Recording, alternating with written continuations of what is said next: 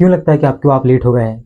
मुझे बहुत पहले काम कर लेना चाहिए था, स्टार्ट कर लेना चाहिए था, या फिर मैं बहुत लेट आ गया, मैंने वहाँ टाइम बर्बाद कर दिया और मुझे किसी ने बताया क्यों नहीं, मेरा कोई और मैं मुझे कोई सपोर्ट करने वाला नहीं था। ये सब एक प्रकार से बहुत ही मन गढ़ंत कहानियाँ हैं। जैसे कि मैं आपको बता रहा हूँ, मैं अभी 29 का हूँ और मैं अभी यूट्यूब जर्नी अभी स्टार्ट कर रहा हूँ। मेरा चैनल तो बहुत पहले बना हुआ था, समथिंग 29 में। और मैं तब मेरे को पता ही नहीं था कि ये यूट्यूब चैनल होता क्या है, क्या नहीं होता, कैसे होता है। उसके बाद मैंने ऐसे कई काम किए, बहुत जगह जॉब किए, कई इन्वेस्ट किए, मैंने बहुत जगह इन्वेस्ट भी किया है। और मेरे फैमिली में ऐसी कुछ प्रॉब्लम्स भी आई कि मैं अपनी एक रियल लाइफ ही बता रहा हूँ कि मेरे साथ क्या हुआ। मैंने 12th के बाद से मुझे अभी समथिंग समथिंग 2014 में मैंने 12th पास आउट किया था और अब 2026 चल रहा है। मैंने उसके बाद से ना कोई डिप्लोमा ना डिग्री पास की अभी तक। बताऊँ तो मैंने अभी तक क्या किया होगा। मैंने बीच में स्पोर्ट खेला, मतलब क्रिकेट मुझे खेलना पसंद था। मैंने कई जगह नौकरी की, कई स्टार्टअप में इन्वेस्ट किया, स्टॉक मार्केट हो गया और कोई डिजिटल मार्केटिंग हो गया, नेटवर्क मार्केटिंग हो गया। मैंने इनमें वेस्ट वेस्ट मतलब ऐसा लग रहा था मुझे।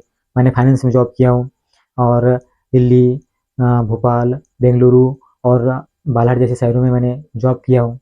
वहाँ पे मुझे अभी तक ऐसी कुछ खुशी नहीं लग रही थी कि जहाँ पे मैंने समथिंग ऐसी एवरेज मेरी फैमिली में कोई एक्सेप्ट नहीं कर सकता कि इतनी जॉब, इतनी बड़ी सैलरी वाली जॉब ये छोड़ के आ जाएगा। और अच्छी खासी जॉब थी, जैसी सैलरी थी अभी, जैसे कि इस लेवल पे जो शुरुआत में मिलती है, 20-20 हज़ार, 25-25 हज़ार रुपये मंथली जॉब थी, मैंने छोड़ के आ गया।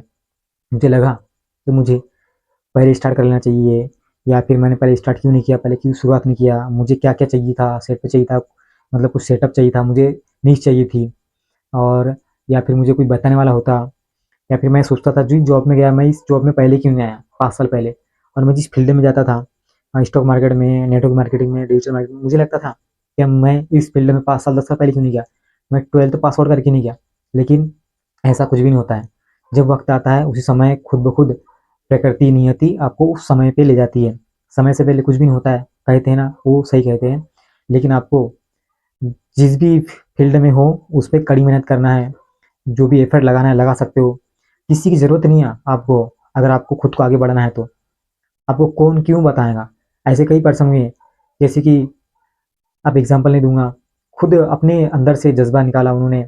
उनको तो उनके विरोध में कई लोग थे, घर के, परिवार के, लेकिन फिर भी उन्होंने खुद आगे बढ़ा। क्यों? क्योंकि उनको खुद करना, तो उनके अंदर एक आग थी, एक जज्बा था कुछ कर गुजर जाने का।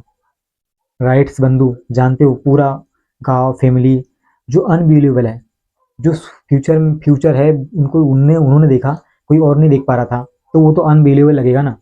जैसे कि अभी कई लोग नहीं जानते कि रोबोट भी काम करते हैं। क्या लगा था आपको, क्या रोबोट काम कर सकते हैं, बोल सकते हैं?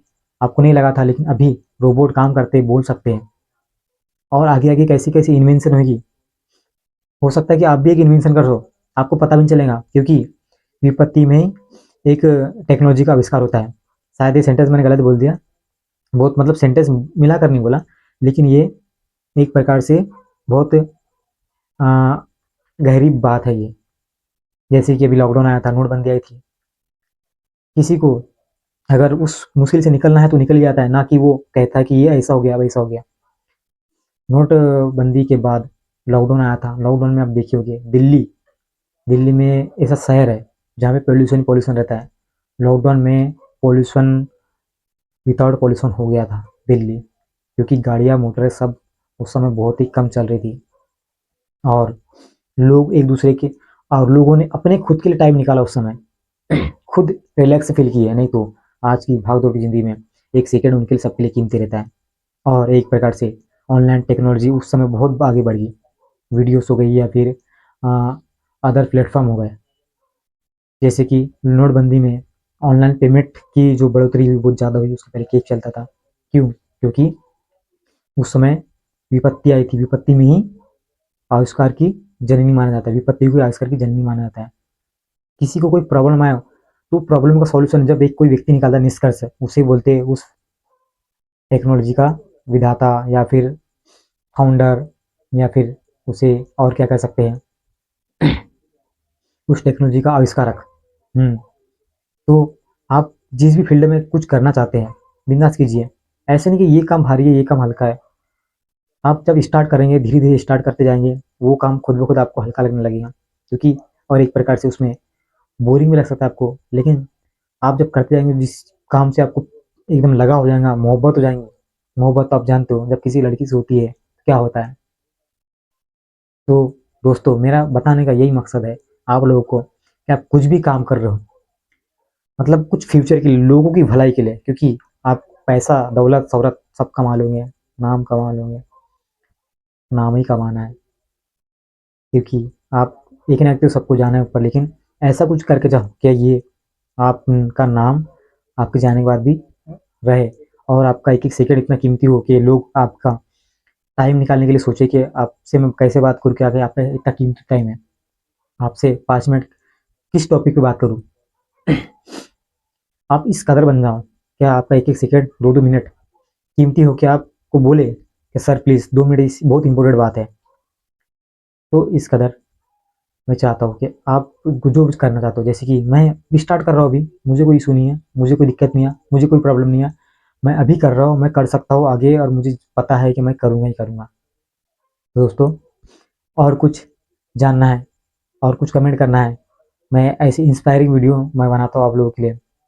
अब किस पर्सन की इंस्पायरिंग वीडियो अच्छी लगती है, और अच्छी क्या क्या इसमें कमियां हैं, ये बताइएगा कमेंट करके। तो मिलते हैं नेक्स्ट वीडियो में, और ऐसी धमाकेदार टॉपिक के साथ, इससे भी खतरनाक टॉपिक आपके लाऊंगा। Okay, bye.